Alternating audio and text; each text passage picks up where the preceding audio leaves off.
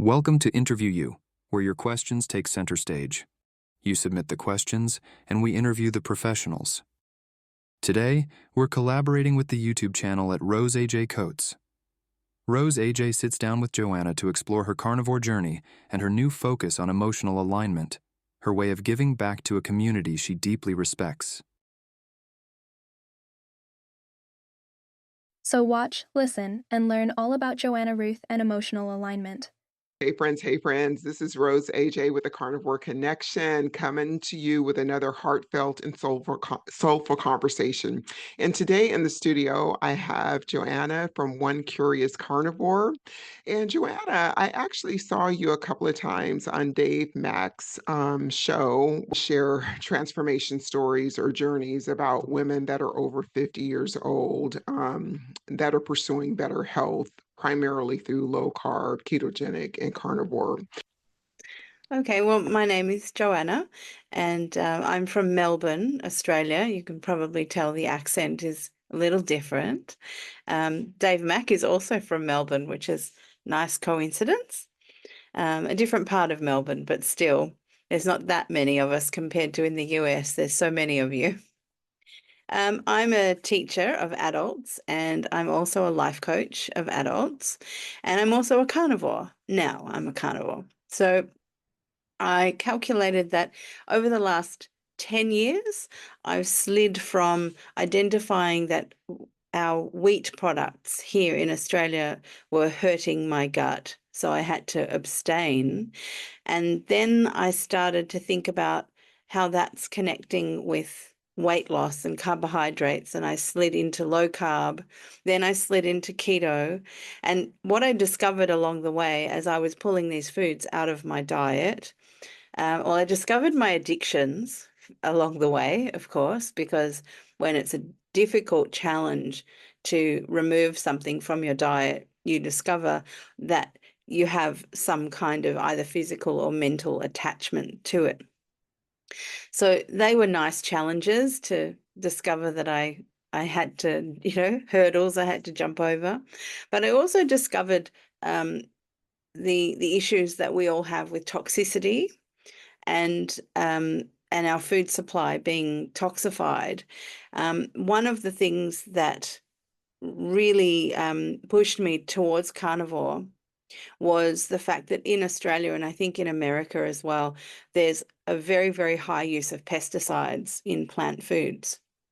And so all packaged foods, unless they're one ingredient packaging and they're carnivore, are going to have plant foods which have GMO and then therefore pesticides. The only reason why they create GMO is so that they can spray them with an inch of its life with pesticides. And I discovered that glyphosate and me, we don't get along at all. And that was a really big discovery for me to then translate it to it really helped me get over this hurdle of being indoctrinated that we need to eat vegetables, because every time I did, I felt unwell. So when I stopped eating them and I felt a lot better, well, that was enough evidence for me. So it was the fiber in the vegetables that was irritating me, and it's the glyphosate in the vegetables, and then all those plant foods, including the wheat, ends up in packaged boxed foods. So I'm so sensitive to it that if I would try like a sauce, that I would buy in the supermarket.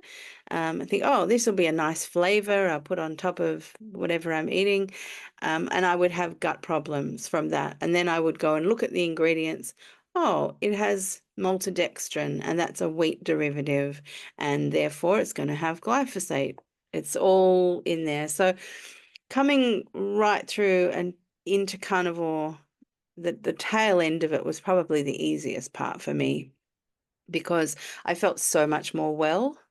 And while I was sliding down that carbohydrate scale, I really still felt really quite unwell. So I got very, very ill from a vaccine shot. We were all in Australia very much convinced and socially pressured to be vaccinated. And at the time, I was living in my camper van, and they had restricted where you could go and what you could do if you weren't vaccinated. So I really could only visit a supermarket or a petrol station, gas station, what you call them. And if you couldn't get it there, you couldn't get it anywhere. That and a caravan park. That's all. So it's not like I couldn't exist, but it was such a restriction, and it made me feel very nervous. And so I thought, well, I'll have to go and get the injection. And within 20 minutes of having it, I had neuroinflammation, and it went on, and the symptoms changed. And there was a whole lot of hullabaloo about all of that. But about 7 weeks after that, I ended up taking myself to hospital. They discovered I had life-threateningly high blood pressure. My body had blown up from the inflammation, and I'd put on a significant amount of weight just in those 7 weeks, lost a whole lot of cardio fitness, muscle strength, everything. It's like I turned into an 80-year-old after being a reasonable, maybe a little bit unfit 50-year-old. I was then 80 in 2 months. It was really concerning. And my first solution, practical physical solution, was to go back to really strict carnivore. What I now understand was probably ketovore, because I still had some fermented vegetables just for texture. And they didn't seem to hurt my gut, and I still wanted that variety. So I was still having dairy then, and I was still having coffee now and then in that period, and stevia. And I dropped the vegetables just very naturally at the beginning of this year when I moved from the country to the city. I mean, it's very strange because in the country, it's harder to buy your produce. You've got a lot less selection of where you can go shopping, and prices can be a little higher, and there's more competition in the city. So when I came back to the city, I thought, oh, wow, I'm going to have access to all the things. And then I got really much more strict with my food, and I didn't really like going to the supermarket very much because I'd been living in the country and it's all nice and quiet there. And then I'd come into the city and it's too many people. So I now buy farm to table, pretty much everything. I might visit the supermarket for a quick top up of things, maybe once a fortnight, and I buy my dog's food at the supermarket too. Can you hold for one moment? Just, Yeah. girl, hold on. All right. So at the beginning of this year, my ketovore became more carnivore, and in the middle of this year, I had a really interesting thing happen where for the past 5 years, I have been working really hard to get this. I had this twist in my body. I think I mentioned it in the Dave Mack interview. So it's all, interestingly, I used tightening up my carnivore diet to help me with the inflammation that must have still been in my body that was causing me to not be able to heal the problem that I caused by healing this twist that was in my body. The twist was always in my body from the age of 3 because that's when my trauma happened. So my mum died when I was 1, but no one in my family was talking. That was their way. If you don't talk about it, then you don't think about it, and then you don't feel about it. And so that was their method of dealing with life. But because I was only 1, by the time I was talking and had questions, they had finished talking. So there was just no talking about my mum. And so they never had an opportunity to find out that I was actually playing with her. I could see her in front of me, and I was this little girl who would just look around in the sky like this while everything else is going on, action stations, and I'm just drifting off into the skies. And they just thought, As long as she's not crying, I don't mind. It's okay, whatever. Because my brother was screaming and crying. He was 3 years older than me, and he took all the attention, really. And he needed it. He was trying to be heard and didn't get that. So when I was 3, I went to kindergarten, and all the kindergarten teachers were worded up about this is the little girl who lost her mother. So they were all very prepared with their responses of how to speak to me and things. So I was in the playground early on in the first year of being in kindergarten. I was 3 years old, and I was playing with my mum. Obviously, they'd instructed us to go outside and play with your friends, and that's what I did. And the teacher, I got this memory back by doing a lot of work on my inner world later in my life. So the teacher came over to me, and I was sort of on my own in relation to all the other children. So the teacher came over to me and asked me, what are you looking for? But I didn't really notice the question. I just knew she was asking a question, and I heard the what and looking. So a few keywords I heard, and I answered my mum. So I answered the question, what are you doing, or who are you playing with, or because I was having a good time playing with my mum. And she replied, oh no, dear, your mother's gone.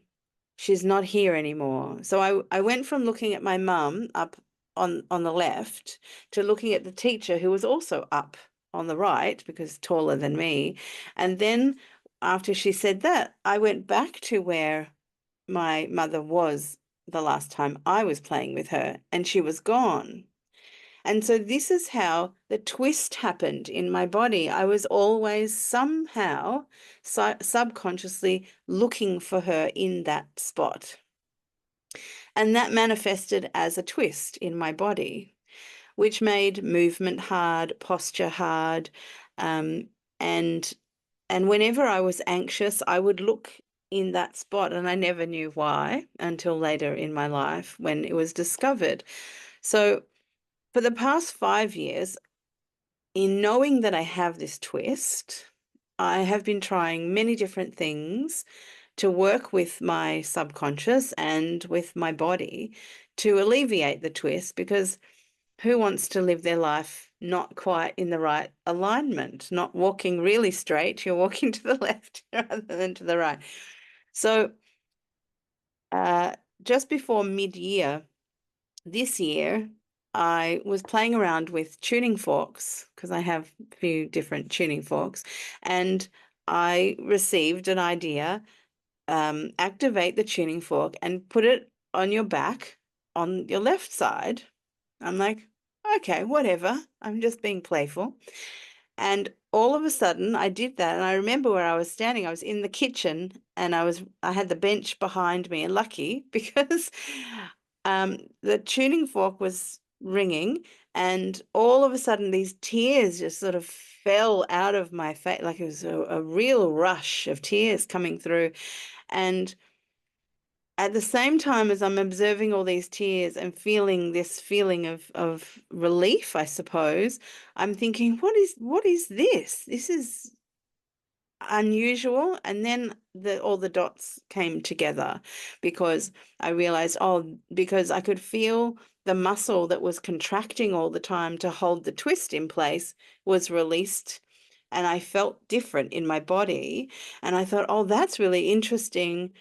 And then I connected to, that was the last little bit of connecting with my mum, that she doesn't actually have to remain in that physical space.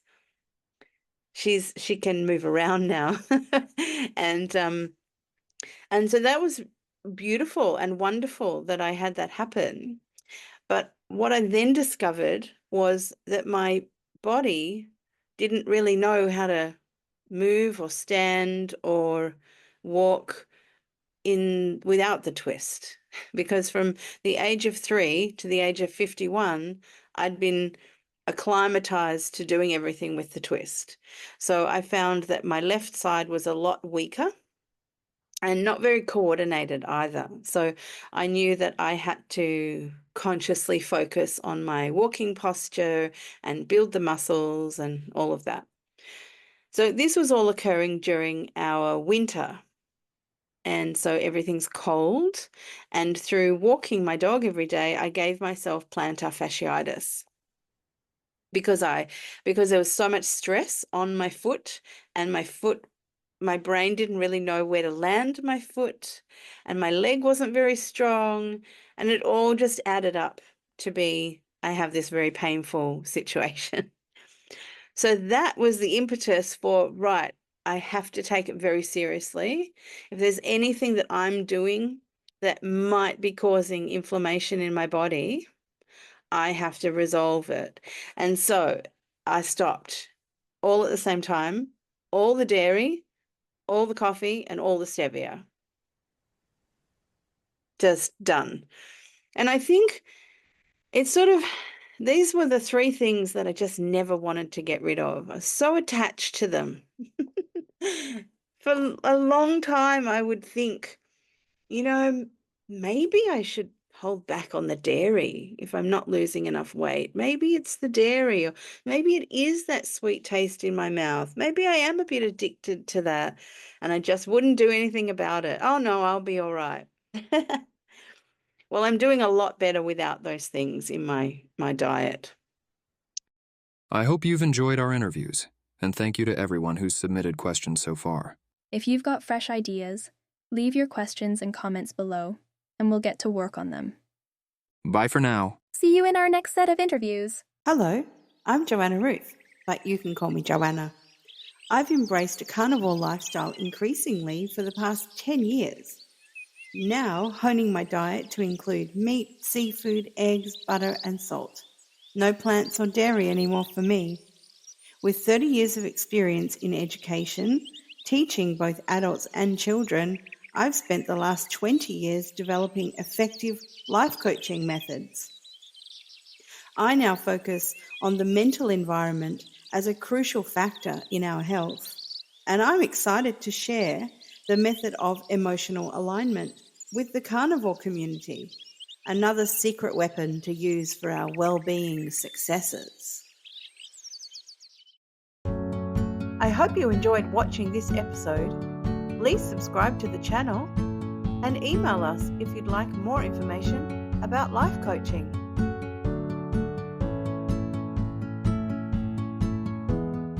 Here's a playlist for the entire series. Please like and subscribe, it helps more than you know. See you in the next video.